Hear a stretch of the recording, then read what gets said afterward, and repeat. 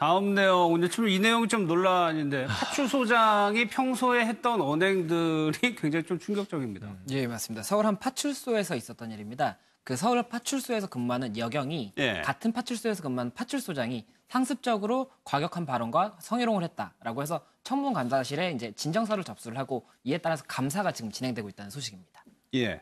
그런데 이 내용을 보면은 글쎄 요즘 시대에 이런 얘기를 하는 사람이 있나 싶어요. 그러니까 지금 이게 녹취 기록도 일부 있고 다 수첩에 메모를 해놓은 것도 있습니다. 너무 황당하다 보니까 부하 직원들이 뭐 여경뿐 아니라 이제 부하 직원들이 다 이제 적은 증거들이 꽤 있는 것 같아요. 근데 이게 2018년에 대한민국에서 뭐 서울이냐 시골이냐가 중요한 게 아니고요. 보세요. 여성이 몸을 못 가눌 정도로 과음을 하면 성폭행을 당하게 돼 있어. 이런 얘기고요. 데이트 폭력 벌금 내면 그만이지. 또 이 높은 전망대, 이게 통일 전망대를 얘기하는 건지 그 동네 전망대를 얘기하는 건지 모르지만 전망대에서 멀리 시야가 확보되니까 보면 북한 아가씨의 엉덩이까지 보인다. 그러니까 굳이 표현을 해도 매우 좀 극단적으로 여성을 비하하고 성희롱에 해당하는 표현을 서슴없이 써요. 공부 잘하는 여경은 뚱뚱하거나 볼품이 없다. 이거 외모 비하 발언이죠. 한 여경이 겨울에 롱패딩을 입고 왔다고 합니다. 지난 겨울에 평창 바람도 있었고 얼마나 롱패딩 많이 입었습니까? 든든한데 그걸 보고는 야, 너를 성폭행한 남자는 그 패딩 안에 갇혀서 지퍼에 걸려서 도망도 못 가겠다. 이게 할 말은 절대 아닌 거죠. 심지어는 좀 나이가 들어서 이제 이 결혼을 하지 않고 있는 부하 여경에게 너 빨리 결혼해서 아이 낳지 않으면 나중에 기형아를 출산할 수 있어. 이거는 정말 제가 보기에는 일반적으로 어떤 정말 이 현대 사회에 적응하지 못한 어르신이 이야기를 해도 딱 걸면 걸리는 그런 이야기들인데 파출소장이 이런 이야기를 했다? 부하에게만 한 게 아니고요. 여성 민원인에게도 했습니다. 그러니까 여성이 폭력 때문에 와서 이 경찰에 신고를 하거나 하는 여성에게 여성들은 이 여자는 개 패듯이 패야 한다. 이런 얘기도 했고요. 그리고 이 여성에 대해서 이 가해지는 폭행에 대해서 매우 아무렇지도 않게 이야기를 해서 이건 좀 용서받기 어려운 일이 시대착오적인 발언들이 다수 쏟아져 나왔다. 법적 처벌 피해가기 어려울 것 같습니다. 사실 이 발언이 하지만 일단 사실이냐 아니냐가 일단 확인이 돼야 되는데 이 과정을 보니까 이 여자 경찰이 1년 동안 다 메모를 해놓기도 하고 녹취를 해놨다라고 나오는 거 보면 일단 신빙성은 조금 높아 보인단 말이에요. 그렇죠. 그러니까 이제 그 경찰 밑에 있는 경찰들이 주장을 하는 것은 평소에 이런 뭐 폭언이라든가 그 안 좋은 언행들이 하도 많아서 결국 기록을 하기 시작했다는 거고 1년에 걸쳐서 방금 말씀하신 것처럼 일시 뭐 그러니까 날짜하고 시간까지 다 특정을 해가지고 무슨 말을 했다 이런 메모가 있다고 하니까 그리고 일부는 녹취도 했고 이렇게 되면 신빙성이 상당히 올라가는 거고 그러니까 물론 정말 뭐 녹취가 100% 다가 아니라면 일부 약간 녹음만 하고 그러니까 정말 의심을 하기 시작한다면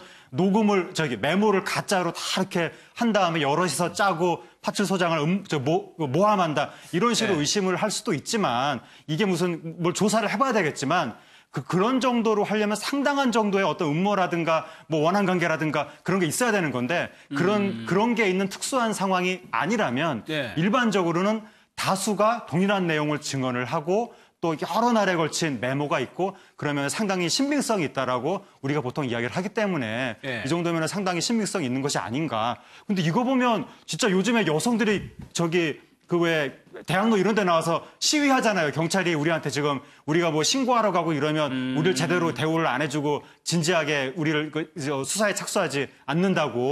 그래서 거기에 대해서 좀 너무 일부 여성들이 너무 예민한 주장을 하는 거 아니냐 그런 얘기도 있지만 지금 경찰 파출소장이 했다는 얘기 보니까 가정폭력 피해자한테 잘 맞게 생겼다 이런 말이 됩니까 이런 대응 이런 일들이 있기 때문에 그래서 여성들이 정말 이렇게 자신들이 경찰한테 제대로 된 대우를 못 받는다고 길에 나와서 시위를 하는구나 그런 생각까지도 하게 됩니다. 근데 김상수 님 저는 그래가지고 이게 여성에 대해서 아주 지독한 편견이 있나 싶었는데 남자 경찰들도 피해를 당했다는 거 아니에요? 예, 맞습니다. 지금 알려진 바에 따르면 이 파출소장에 대해서 남성 경찰관 3명도 또 진정을 접수를 한 상태입니다. 그래서 그 내용을 이제 살펴보면 그 교대 근무로 너무 피곤한데 족구를 이제 좀 강제로 하게 했어 너무 힘들었다 뭐 이런 내용이라든지 아니면 근무 평가를 빌미로 해서 계속 밥을 사게 해서 이제 좀 금전적인 이익을 얻었다 이런 식으로 지금 또 그 감사실에 이제 청문 청문 요청이 들어가 있는 상태라고 합니다. 인사평가를 내가 하니까 밥을 사라고 했잖아. 네. 이게 아무튼 지금 감사를 해야 되는 내용인 것 같습니다. 일단 사실관계를 파악을 하는 과정이 필요해요. 그렇죠. 네, 맞습니다. 그런데 이제 앞에 말씀하셨지만 뭐 본인은 부인한다고 하더라도 네. 지금 피해자로 지금 언급되는 사람들이 일반인이 아니고요. 파출소에 근무하는 경찰관들이잖아요. 그렇죠. 이분들이 어떤 증거가 필요한지 어느 정도의 증거가 필요한지 모르시는 분들이겠습니까? 그렇게 일찍까지 적어놓고 하는 거 전부 다 저는 그 증거 능력이 있고 증명력도 있다고 인정이 될 것 같고요. 그런 식으로 한다면 다만 이제 인정되는 데는 무리가 없을 것 같은데 다만 어느 정도 처벌이 이루어지는 형사처벌까지는 사실 잘 모르겠습니다. 특히 성희롱 부분은 우리가 형사처벌 대상이 아니거든요. 이 성희롱 자체는 뭐 어떤 죄가 아닙니다. 다만 징계의 대상이긴 하죠. 그래서 이 징계 확실한 중징계는 받을 것 같은데 형사처벌은 좀 더 조사를 해봐야 될 것 같습니다. 예. 이 파출소장은 그런 식으로 말한 적이 없다라고 부인하고 있다고 하네요.